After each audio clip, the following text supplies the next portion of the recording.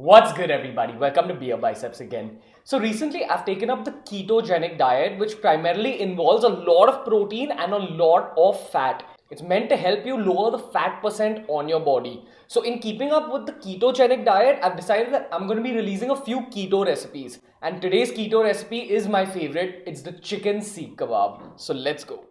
Now these are the ingredients we need, starting with spicy Kashmiri red chili powder. Next coming the salt, then turmeric, and finally Garam Masala for all that beautiful flavor.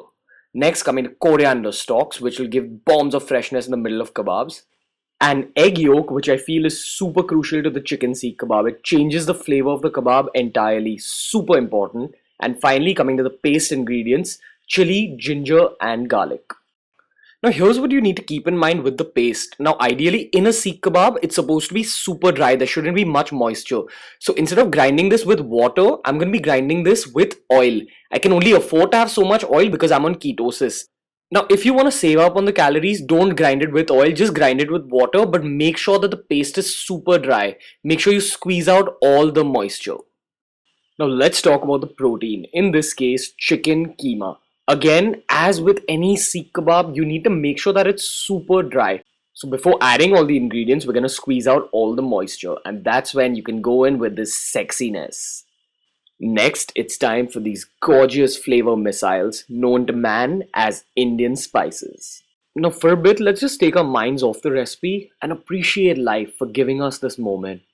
Egg yolks take seekh kebabs to the next level.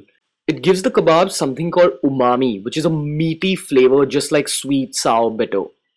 Now just gently work that chicken mince, very gently, don't overwork it. If you overwork it, the kebabs turn out tough. So without squeezing it too much, just play around with it like it's a little puppy.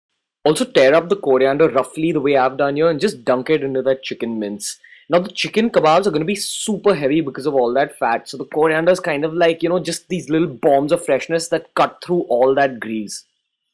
The next step is to grease your palm a little bit and then just start sculpting these beauties. Do it in whatever shape you'll want. So one very crucial thing you need to know about anything made from minced meat, it'll always taste better with oil or ghee or any kind of fat just added to it. It'll just be juicier. So if you're on a diet and you're trying to lose weight, avoid all that extra fat. But if this is for a special occasion or if you're on ketosis, go in with it. It'll make it super juicy. Completely optional. For extra flavor and shape, just leave the patties in the fridge for about 20 minutes. Now if you want to avoid calories, you can cook the chicken in an oven, but I don't really care about calories right now. So I'm going to go in with a tablespoon of oil on a super hot cast iron skillet. And you got to make sure that 1 tablespoon of oil covers the entire skillet. So just use a pair of tongs like this and make sure the oil spreads all over evenly. Now once your kebabs are warmed up to room temperature, you just dunk them in the oil. So cook them on a super hot flame on one side for about 1 to 1.5 minutes. Now while you're cooking it, you'll see that a lot of the oil will get absorbed by the kebabs. So you try, just tilting the pan like this with a pair of tongs just so that the oil kind of hits the outside of the kebabs. You want to take the oil outside and let it sink in. So after a minute, it's time to flip. Should be looking for that golden crust on the outside. So 1.5 minutes on the other side and about 5 minutes of rest and we're ready. Serve these flavor grenades with a little bit of mint and coriander chutney. Oh yes.